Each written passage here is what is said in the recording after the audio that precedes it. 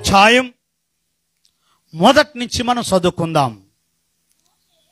మోషే కృషి దేశం తిరిగి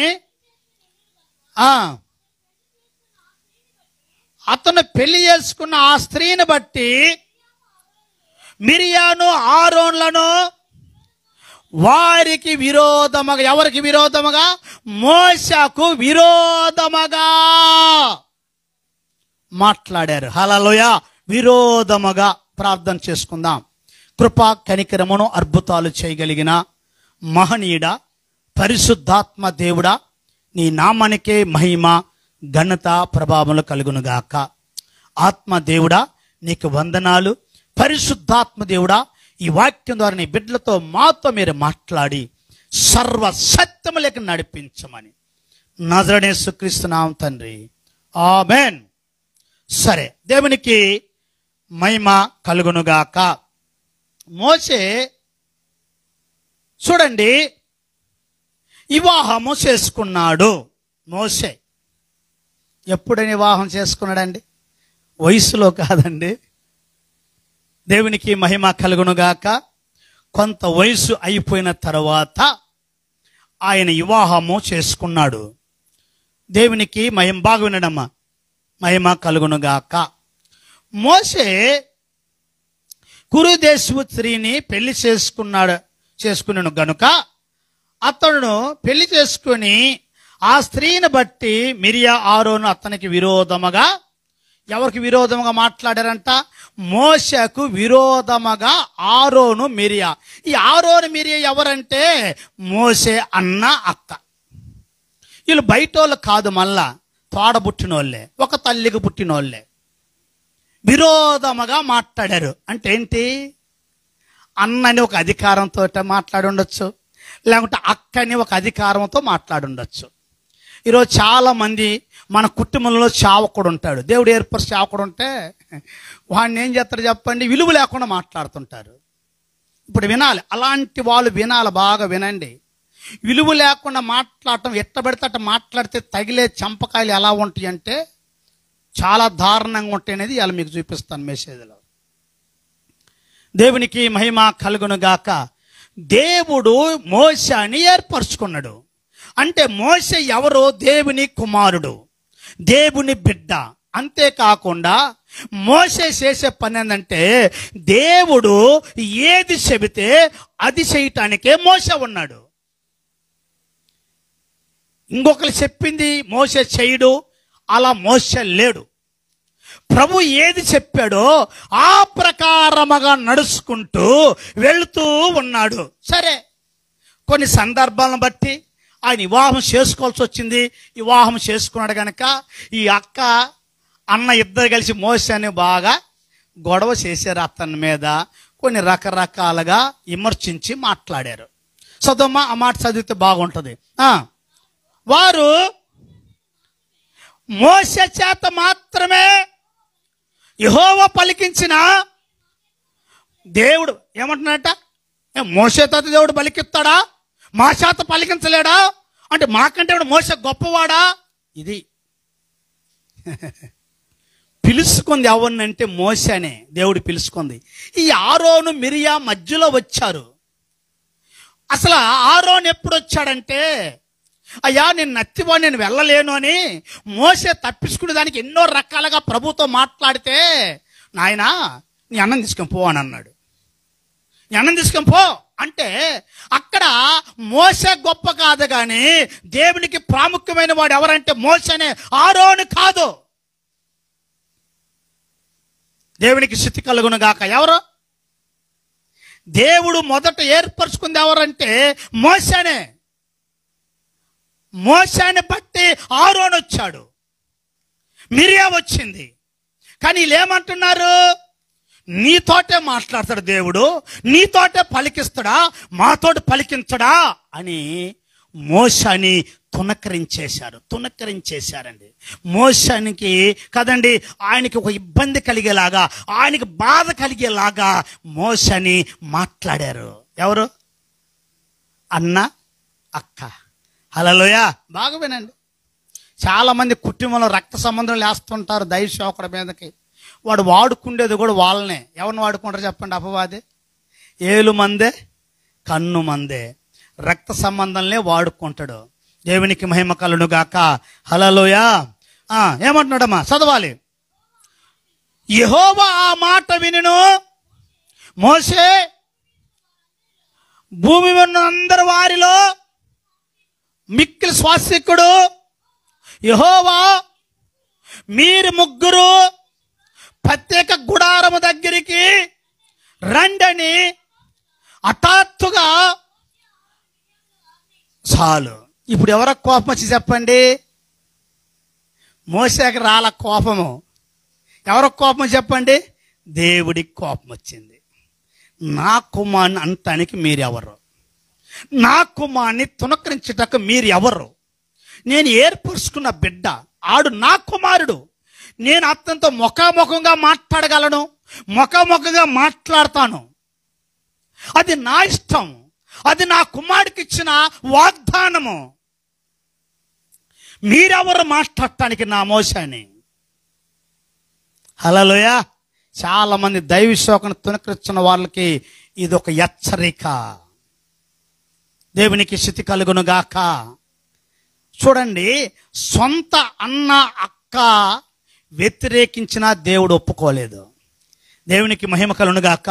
మీరు ఎలా నా కుమారుని మోషేని మీరు ఎలాగ తునకరిస్తున్నారు? కనుక మీరు ముగ్గురు కలిసి ఎక్కడికి రావాలి? ప్రత్యేకమైన గుడారం దగ్గరికి రాండి. ఎందుకంటే దేవుడు నివసించే స్థలం అది. మీరు అక్కడికి రాండి, నేను మీతో మాట్లాడాలా. దేవునికి స్తుతి కలుగును గాక. హల్లెలూయా, హల్లెలూయా, హల్లెలూయా. మోషే అంటే ఆసామాస కాదండి. దేవుని దగ్గర మొరపెట్టుకొని దేవుడు చెప్పిన మాటలు మొత్తం తీసుకొచ్చి ఆ రోజు ఇశ్రాయేలు ప్రజలకు చెప్పి, ఇశ్రాయేలు ప్రజలకి నాయకుడుగా దేవుడుగా ఉండి నడిపిస్తున్నవాడు మోషే. హల్లెలూయా. నడిపిస్తున్నవాడు మోషే.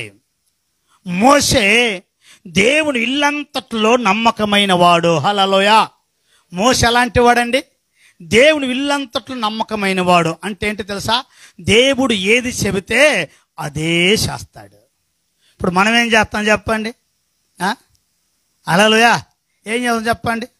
పాస్టర్ గారు మన గురించి కొద్దిగా గొప్పగా చెప్పండి, మా గురించి కొంచెం బాగా చెప్పండి అంటే, పాస్టర్ గారు ఏమైనా వాళ్ళ ఇంటి గురించి, వాళ్ళ బంధువుల గురించి గొప్పలు చెప్పుకునే దానికి ఏమైనా బైబిల్లో ఉందా? పోనీ ఒకవేళ కరంజాలుగా చెప్పాడు, పోనీ ఆ పక్కన వాళ్ళకి తెలియదు ఆ కుటుంబం ఎలాంటిదో? ఇప్పుడు నేనున్నా, నా కుటుంబం గొప్పగా చెప్పానండి, మీకు తెలీదా? తెలుసా తెలీదా? అదేమంటారు ఆ బోధ? దేవునికి ఇష్టం ఉంటుంది ఆ బోధ? హల్లెలూయా, హల్లెలూయా. దేవుని వాక్యము ఖండించు, బుద్ధి చెప్పు. ఖండించు, బుద్ధి చెప్పమంటుంది కానీ పొగడమని చెప్పలేదు వాక్యము. హల్లెలూయా. పొగడమని చెప్పలా, ఖండించు, బుద్ధి చెప్పు. ఎందుకంటే ప్రతి బిడ్డ కూడా దేవునికి లోబడాలి. ప్రతి బిడ్డ కూడా దేవుని చిత్తానుసారంగా నడవాలి. ప్రతి బిడ్డ కూడా దేవునికి అనుకూలంగా నడవాలి. ప్రతి బిడ్డ కూడా ఆయన వాక్యం ఏది చెబుతుందో ఆ వాక్యమిని ఆ వాక్యానుసారంగా జీవించాలన్నదే దేవుని చిత్తము, దేవుని ప్రణాళిక అయి ఉంటుంది. దేవునికి మహిమ కలుగును గాక. హల్లెలూయా. కొంతమంది తేజ్ ఎక్కినది పొగట్టమే సరిపోతుంది, పొగుడుతూ ఉంటారు. వీళ్ళకి ఆనందంగా ఉంటుంది. ఎవరికి? పొగుడుతుంటే వీళ్ళకి ఆనందం. బా నన్ను, అది చాలా తప్పండి. పొగడకూడదు, పొగిడించుకోకూడదు. దేవుడు నిన్ను నన్ను ఎందుకు ఉంచాడో తెలుసా? ఆయన మాత్రమే మహింపరచడానికి, ఆయన మాత్రమే హెచ్చించడానికి తప్పక ఈ భూమి మీద ఎవ్వరు హెచ్చించబడకూడదు. అందుకే మోషే చాలా గొప్పవాడు కదా, గొప్ప నాయకుడు కదా. మోషే నిజంగా ప్రజలలో చనిపోయి ఉంటే, ప్రజలే ఆ రోజు ఇశ్రాయేలు ప్రజలే మోషేని సమాధి చేసి ఉంటే ఆయన దేవుడని కదండి గుడి కట్టి ఆరాధించేవారు. అందుకే మోషే ఎలా చనిపోయారో తెలీదు, ఆయన సమాధి ఎక్కడుందో తెలీదు. దేవుడే మోసే సమాధానం చేశాడు కానీ ఏ నరుడు చేయలేదు. ఆ అవకాశం మానవుడికి దేవుడు ఇవ్వలేదు. ఎందుకో తెలుసా? నా మహిమను నేను ఎవరికి ఇచ్చేవాడిని కాను. హల్లెలూయా. నా మహిమను నేను ఎవ్వరికి అన్నాడు. అందుకని మోసే గొప్ప న్యాయకుడు గనక ఆయనే దేవుడిని పూజించేవారు ఈ పిచ్చి జనాంగం. హల్లెలూయా కదండి.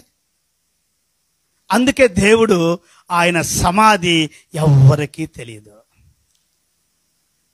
సీనాయి పర్వతం మీదకి పోయినంత వరకే ఆయన మీదున్న దుప్పటి కర్ర యెహోవా చేతికి ఇచ్చినంత వరకే మోసే.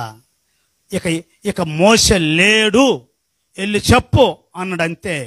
ఇంకెవ్వరికి అగపడలేదు. దేవునికి స్తుతి కలుగును గాక. నా ప్రియమైన దేవుని బిడ్డలారా, చూడండి, ఆరోను మిరియా తన కుమారుడైన మోసేని గొనిగినందుకు వాళ్ళకు చాలా పెద్ద పరీక్ష పెట్టాడు.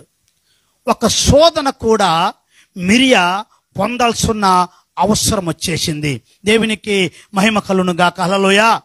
నీ కడుపును పుట్టిన బిడ్డ కావచ్చు, నీ తమ్ముడు కావచ్చు, నీ అన్న కావచ్చు, నీ సోదరుడు కావచ్చేమో, కానీ దేవుడు ఏర్పరచుకున్న కుమారుడు కనుక ఆ కుమారుడి మీదకి నిష్ఠానుసారంగా ప్రవర్తిస్తే ఆయన ఒప్పుకోడు. హల్లెలూయా. ఎవరు ఒప్పుకోరండి? దేవుడు ఒప్పుకోడు. దేవునికి స్తుతి కలుగును గాక. చదువేమంటున్నాడు? యెహోవా మేఘస్తంభములో దిగి ఆరోను మిరియాలను పిలిచెను. వారిద్దరు రాగా ఆయన, నా మాటలు వినుడి, మీలో ప్రవర్తయుండిన ఎడల యెహోవానగు నేను దర్శనమిచ్చి నేను కలలతో మాట్లాడుదును. నా సేవకుడైన మోషేను అట్టివాడు కాడు, నా ఇల్లంతట్లో నమ్మకమైన వాడు దర్శనమిచ్చి నేను ముఖాముఖతో మాట్లాడుదును. యెహోవా స్వరూపమును నిదానించి చూసును. కాబట్టి నా సేవకుడైన మోషేను మీ విరోధముగా మాట్లాడటకు మీరు ఎలా భయపడలేదు? హల్లెలూయా చెప్పండి దేవునికే. హల్లెలూయా. నేను ఏర్పరచుకున్న సేవకుడికి విరోధంగా మాట్లాడటకు మీకు ఎవరిచ్చారు అధికారము? నేను ఏర్పరచుకున్న సేవకుడు మోషేకు మీరు ఎందుకు భయపడలేదు? హల్లెలూయా. ఎవరికి భయపడాలి ఇప్పుడు నువ్వు? నీ తమ్ముడే కావచ్చు, నీ అన్నే కావచ్చు, నీ కడుపును పుట్టిన బిడ్డే కావచ్చు, కానీ అతను దేవుడు ఏర్పరచుకున్న సేవకుడు. నీ ఇష్టం వచ్చేటట్టు మాట్లాడితే దేవుడు ఒప్పుకోడు. హల్లెలూయా. నీ నోటుకొచ్చినట్టుగా మాట్లాడితే ఒప్పుకోరు. దేవుడు ఏర్పరచుకున్న బిడ్డ, అతనికి ఒక ప్రత్యేక స్థానం ప్రభు ఇచ్చేశాడు. ఒక ప్రత్యేకమైన బిడ్డ కుటుంబంలో నుంచి, బంధువులో నుంచి, రక్త సంబంధంలో నుంచి, లోకములో నుంచి, శాపములో నుంచి, పాపములో నుంచి సపరేట్గా ఏర్పరచబడిన వాడు దైవ సేవకుడు. దేవునికి స్తుతి కలుగును గాక. హల్లెలూయా. సపరేట్గా ఏర్పరచబడిన వాడు, ఆయనకి ప్రత్యేకమైన స్థానము ప్రభు ఇచ్చాడు. ఆ విలువేంటో, ఆ ఘనత ఏంటో అది కనిపెట్టాల ప్రజలు, విశ్వాసులైన బంధువులైన ఎవరైనా. దేవునికి స్తుతి కలుగును గాక. హల్లెలూయా. హల్లెలూయా. ఇదంతా చెప్పడానికి కుదరదు కానీ చాలా మెసేజ్లు. సరే, దేవునికి స్తుతి కలుగును గాక. ఎప్పుడైతే దేవుడు వారి మీద కోపపడ్డాడో కుష్ఠరోగం మిరియాకు వచ్చేసింది. ఎవరికి వచ్చిందండి కుష్ఠరోగమా? ఎవరికి వచ్చింది కుష్ఠరోగమా? మిరియాకి కుష్ఠరోగం వస్తే, అయ్యో ప్రభువా మేము తప్పు చేశామయ్యా అని ఎవరు అంటున్నాడు తెలుసా? ఆరోన్ అంటున్నాడు. అయ్యో ప్రభువా మేము తప్పు చేశామయ్యా. ఈరోజు చాలా మంది అండి అన్ని బాగుంటే లెక్క చేయరు. అన్ని బాగుంటే దేవుడు అగపడ్డు, పాస్టర్ అగపడ్డు, సంఘం అగపడదు. నిష్ఠార్థంగా మాట్లాడుతావు, నిష్ఠార్థంగా ప్రవర్తిస్తావు. అందుకే దేవుడు కొన్నిసార్లు కదండి పరిష్కారం ఉంటుంది. దేవునికి స్తుతి కలుగును గాక. హల్లెలూయా. అంటే అప్పుడు అంటాడు 7 దినముల వరకు ఆమె పాలెము బయట, అంటే ఊరు బయట ఉండవలసి ఉన్నదే. ఎక్కడ ఉండాలండి? ఇప్పుడు కుష్ఠ రోగం వచ్చిన వారు ఇప్పుడు గ్రామంలోకి రాకూడదు, బంధువులతో ఉండకూడదు, నీ రక్త సంబంధంతో ఉండకూడదు, ఊరు బయట ఉండాలా. శాపాన్ని కొని తెచ్చుకుంది మిరియా. దేవునికి స్తుతి కలుగును గాక. ఈరోజు నా ప్రియమైన సహోదరుడా, సహోదరి, మీ మేలు గురించి వాక్యం ఎందుకో తెలుసా? ఈరోజు నువ్వు సేవకుడికి విరోధంగా నిలబడి, సేవకుడికి విరోధంగా మాట్లాడి, నువ్వు సేవకుడికి విరోధంగా నిలబడినప్పుడు నువ్వు దేవుడికి విరోధంగా నిలబడినట్టే. నువ్వు సేవకుని విరోధంగా మాట్లాడినప్పుడు నువ్వు దేవుడికి విరోధంగా మాట్లాడినట్టే. నువ్వు దేవుడికి విరోధముగా ఉండి, విరోధముగా ప్రవర్తించి, విరోధముగా మాట్లాడి శాపాన్ని కొని తెచ్చుకుంటున్నావు నీ గృహములేకి. దేవునికి మహిమ కలుగును గాక. ఏమొస్తుందండి? ఇప్పుడు మిరియాకి ఏమొచ్చింది? శాపం వచ్చిందా లేదా? కుష్ఠరోగం వచ్చిందా లేదా? ఈరోజు చాలా మందికి దేవుని భయము లేదు. హల్లెలూయా. ఏమి లేదు చెప్పండి? దేవుని భయము లేదు. ఈరోజు దేవుని భయము లేదు కనుక ఈరోజు సేవకుని ఇవ్వాల్సిన విలువ కూడా సేవకుని ఇవ్వకుండా మాట్లాడుతున్నారు. హల్లెలూయా. ఒకసారి కనిగిని చస్తున్నాను, బాగా వినండి. మనకంటే అన్నిలే బెస్ట్ తెలుసా మీకు? కనిగిని చస్తున్నాను, ఆ ముందు కూర్చున్నాను, నా పక్కన ఒక డ్రింక్ వేసి కూర్చున్నాడు. మనం సపరేట్గా ఆటో వస్తుందా? సరే, ఆడంటాడు చిరంజీవి సినిమా రిలీజ్ అయిందంటే ఫస్ట్ టిక్కెట్ తీసుకునేది నేనే. అది ఎంత టైట్ పొజిషన్ ఉన్నా సరే తీసుకుని వస్తా. ఎందుకు ఆ మాట వెళ్ళిందంటే, మొన్న కనిగిరిలో ఓట్లో వెళ్ళిపోయిన తెల్లారేమో మందు సరిగా గీయటంలే, ఆ షట్టర్ లేపటం మళ్ళీ మూత వేయటం, షట్టర్ లేపటం మూత వేయటం, వీళ్ళు తన్నుకుంటున్నారు. వాడు ఎంతసేపు ఉంచో షట్టర్, వీడంట జొర్రబడి తెచ్చుకున్నాడంట ఈ కోట. అదే పెద్ద గొప్పగా చెబుతా ఉన్నాడు. నేను ఇంత ఉన్నాను, నా పక్కలో ఉన్నాడు కదా, ఇంత ఉన్నాను. సరే అయిపోయింది. ఈ లోపల ఆ డ్రైవర్ ఉండి పాస్టర్ గారు ఎట్టక్కడ అడ్జస్ట్ చేసుకొని అన్నాడు. ఆయన అంటాడు, ఉమ్మ దేవుడు దేవుడు దేవుడు నీ ముద్దులే మాట్లాడకూడదు అంటున్నాడు. వాడు తాగుబోతుడైనా, ప్రభుని వెరగిన వాడైనా పాస్టర్ అనగానే దేవుడు దేవుడు దేవుడు నీ ముందు నేను మాట్లాడకూడదయ్యా అంటున్నాడు. మరి ఈరోజు ఆది క్రైస్తవులకు ఆ భయం ఉందా? దేవుడి భయం ఉందా? ఈరోజు ప్రభుని వెరగన వారు చాలామంది యేసు ప్రభు అంటే భయపడతారు, గౌరవిస్తున్నారు, మర్యాదిస్తున్నారు. మరి ఈరోజు ఆది క్రైస్తవులుగా పిలువబడుతున్న నన్ను కూడా కలుపుకుంటున్నా, మనమందరం కలిసి దేవునికి విలువిస్తున్నామా? నువ్వు సేవకుడికి విలువీగిపోతే దేవుడికి ఎక్కడిస్తున్నావు విలువ? హల్లెలూయా. నీ కుటుంబంలో ఉన్న సేవకుడికి నువ్వు విలువీగిపోతే నువ్వు దేవుడికి ఎక్కడ విలువిస్తున్నావు? నీ కుటుంబంలో ఒక సేవకుడు లేస్తే నువ్వు సంతోషించు, ఆనందించు. ఎందుకో తెలుసా? నా కుటుంబంలో ఒక దైవ సేవకుడు లేచాడు, నా కుటుంబంలో ఒక గొప్ప నాయకుడు, గొప్ప ప్రవర్త లేచాడని ఆ కుటుంబము ఆనందించబడాలా. ఎందుకంటే సేవకుడు అంటే తనంతను తను వచ్చేవాడు కాదండి, దేవుడు ఏర్పరచుకుంటూ వచ్చేవాడు దైవ సేవకుడు. దేవునికి మహిమ కలుగును గాక. అందుకే మిరియాలో ఆరోన్లో భయం లేదు కనుకనే దేవుడు అక్కడ బుద్ధి చెప్పాడు. అలా ఏం చెప్పాడండి? కుష్ఠి రోగము కలుగు చేశాడు మిరియాకి. దేవునికి స్తుతి కలుగును గాక. ఈరోజు దెబ్బలు తింటుండ్రేమో, అనారోగ్యాలకు గురవుతుండ్రేమో, శోధనలకు గురవుతున్నారేమో, ఆశీర్వాదాలు పోగొట్టుకొని శాపానికి గురవుతుండ్రేమో. ఒక్కసారి మిమ్మల్ని మీరు ఆలోచించుకోనండి. ఎక్కడైనా దేవుని వాక్యానికి వ్యతిరేకంగా నిలబడుతున్నారా? దైవ సేవకునికి వ్యతిరేకంగా నిలబడుతున్నారా? ఆలోచించుకోనండి. దేవునికి మహిమ కలుగునుగాక. హల్లెలూయా. మరొక వాక్యం చూసుకుందాం. 1 సమూయేలు 5:37-38 చదువుకుందాం. బాగా చదవాలి. దేవునికి మహిమ కలుగునుగాక. 1 సమూయేలు 25:37 త్వరగా.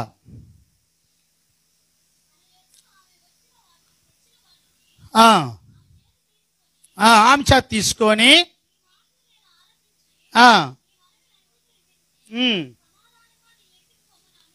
చాలు. 10వ వచనం చదువమ్మా. నాబాలు దావీదు ఎవడు? యెష్షయి కుమారుడు ఎవడు?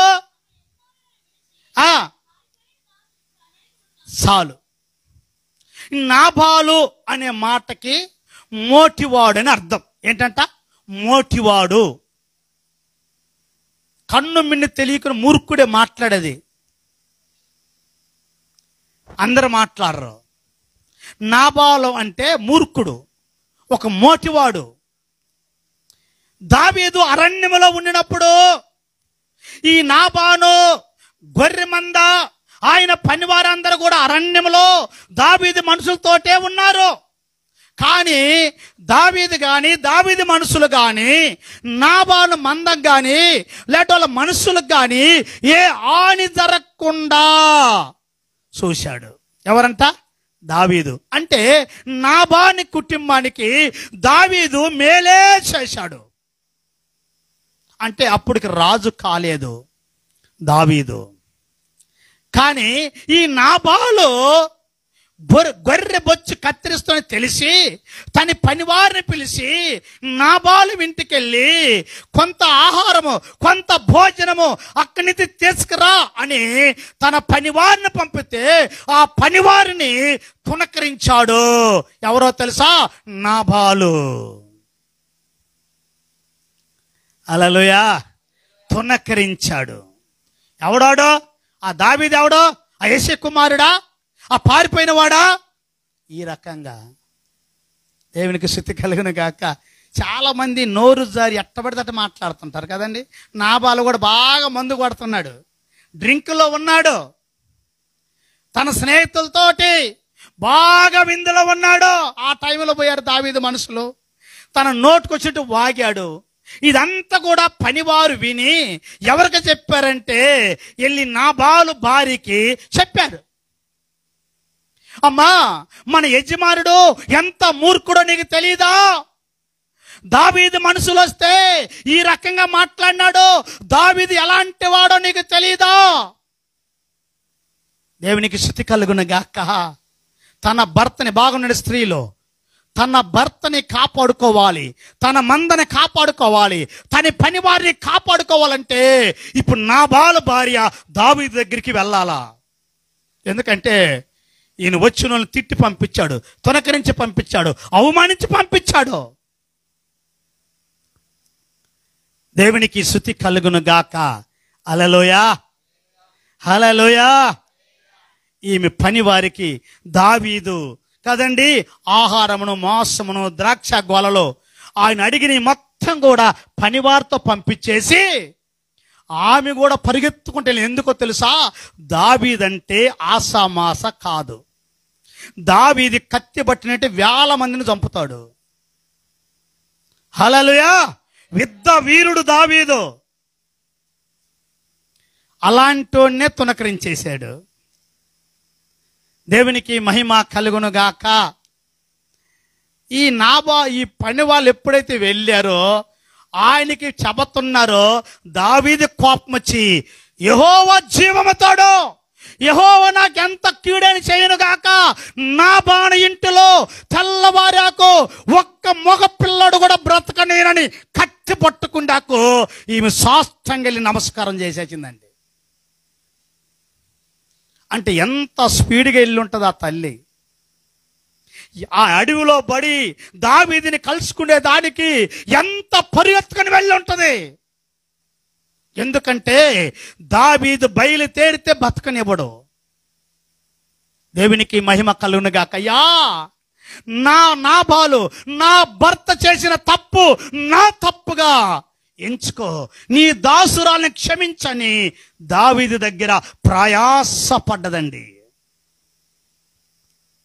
దేవునికి స్తుతి కలుగునుగాక. హల్లెలూయా. అందుకే గుణవతైన స్త్రీ అంటాడు అక్కడ. హల్లెలూయా. గుణమగలిగిన స్త్రీలు. చాలా మంది స్త్రీలు ఉంటారు కానీ కుటుంబాన్ని కాపాడుకునే వాళ్ళు ఉండరు, కుటుంబాన్ని చక్కబెట్టుకునే వాళ్ళు ఉండరు, కుటుంబాన్ని శిల్లాపాలన చేసుకుని తయారవుతుంటారు కొంతమంది స్త్రీలు. అందరు కాదండి, మీరందరూ మంచివాళ్ళే. దేవునికి స్తుతి కలుగును గాక. హల్లెలూయా. నోటికి ఎట్టొత్తట మాట్లాడుకుంటారు, కుటుంబాన్ని ఆగం చేసుకొని. కానీ చూడండి, తన భర్తని బజారు కీర్చి పరువు దిశలాగా చేస్తుంటారు కొంతమంది. దేవునికి స్తుతి కలుగును గాక. ఈ వెళ్ళి సాష్టంగా నమస్కారం చేసింది. అయ్యా, నా భర్త తప్పు నా తప్పుగా ఎంచుకో ఎంచుకో ఎంచుకో ఎంచుకో. నాబాలు చేసిన తప్పుకి తన కుటుంబానికి ఏమైనా కీడు జరుగుద్దని ఆ కీడు చేయనీయకుండా కదండి నాబాలు భార్య వెళ్ళి దావీదుని బతిమలాడుకొని ఆ కీడుని తప్పించుకున్నదండి. దేవునికి స్తుతి కలుగును గాక. దావీదుని కోపాన్ని నెమ్మత పరిచేసిందండి, నెమ్మతి పరిచేసింది. దేవునికి స్తుతి కలుగును గాక. ఇప్పుడు చదువు 37 చదువు. ఇప్పుడు 37 చదువు. ఉదయమున ఏం చేసిందంట? నాబాలుకి మొత్తం రాత్రి దిగి ఉదయం తెల్లారి దిగిపోద్దిగా. దిగిపోయిన తర్వాత అతని భార్య అతనికి ఆ సంగతులు, రాత్రి జరిగిన సంగతులు తెలియచెప్పగా భయం చేత నాబాలు ఏమో గుండె పగిలను. అతను రాత్రి బెగతిచ్చిపోయినట్టు. మత్తులు ఉన్నప్పుడు ఎట్ట మాట్లాడాడో ఆయనకి తెలియదు. మత్తు దిగినాక ఏమండి, రాత్రి దావీదు మనసులతో ఇలాగైనా ప్రవర్తించేది, ఇలాగైనా మాట్లాడేది, దావీదు సంగతి నీకు తెలీదా అని అనగానే రాయి లెక్క బెగసుకుపోయినంత. ఇంక ఊపిరి లేదు, పానం లేదు, ఇంకా కోమా లేకపోయినట్టు బెగతీసుకుపోయాడు. అంటే ఎంత భయమో చూడండి. ఇంకా బెగదేసుకుపోయాడు, ఇంకా బెగదేసుకుపోయాడు. అక్కడ చదివితే ఏమని తెలుసా? 10 దినములు అలాగే ఉన్నాడంట. ఎన్ని దినాలు అంట అండి? 10 దినములు అలాగే ఉన్నాడంట. యెహోవా వక్తగా నాబాలు మృతి చెందెను. దావీదు క్షమించిన దేవుడు క్షమించలేదు, చచ్చిపోయాడు. మీరు ఇంటికి వెళ్ళి జాగ్రత్తగా చదవండి వాక్యము. తన కుమారుని తునకరించి మాట్లాడావు కదా, అది ఎవరిని మాట్లాడినట్టు తెలుసా? దేవుణ్ణి మాట్లాడినట్టు కదా. నిన్ను ముట్టితే నా కనుపాపను ముట్టినట్టు అంటాడు దేవుడు. నా ప్రియమైన సహోదరుడా, సహోదరి, మిమ్మల్ని ఏది ఇబ్బంది పెట్టడానికి వాక్యం చెప్పటం లేదు. నేనేది నీతిమంతునని నిలబడేది చెప్పటం లేదు. చాలా మంది శాపానికి గురవుతున్నారు, చాలా మంది నష్టపోతున్నారు, చాలా మంది ఇబ్బందులకి సమస్యలకు గురేది పాడక తెలుసా? నీ నోటికి అద్దు లేకుండా మాట్లాడటం వల్ల. హల్లెలూయా. ఏంటి చెప్పండి? నీ నోటికి అద్దు లేకుండా ప్రవర్తిస్తున్నావు, అద్దు లేకుండా మాట్లాడుతున్నావు. అందుకే ప్రభు అంటాడు, నేను ఆకాశం అందున్నాను, మీరు భూమి మీద ఉన్నారు, మీ మాటలో కొద్దిగా ఉండాలి, కొద్దిగా ఉండాలి. మనం మాట్లాడిన ప్రతి మాట ఒరే తరని పిలుస్తుంటారు కొంతమంది. నాకు నచ్చదు. అతను ఎవరన్నా కానీ దైవశాఖను ఒరే అనొద్దు. అతను మంచోడో చెడ్డోడో మనకు సంబంధం లేదు. అది దైవశాఖను తీర్పు తీర్చేవాడు నువ్వు కాదు, నేను కాదు, ప్రభు తీర్పు తీరుస్తాడు. ఏ మానవుడో దైవశాఖకు తీర్పు తీర్చలేడో దేవుడే. ఏ దైవశాఖుడి మీద ఎవడికి అధికారం లేదో దేవుడికి ఒక్కడికి అధికారము. హల్లెలూయా. దేవుడే దైవశాఖను శిక్షించాలా. ఒకవేళ నువ్వు శిక్షించాలనుకుంటావో అది నీకు ప్రాణానికి ఉరి అవుతుంది. మీకు మర్మాలు సత్యాలు చెబుతున్నాను ఈరోజు. ఒరే నీ నోట ఎప్పుడు దైవశాఖను పిలవద్దు. అయ్యగారను, అయ్యాను, లేదంటే పాస్టర్ గారను, లేదంటే పేరు పెట్టి పిలిచే తప్పులేదు.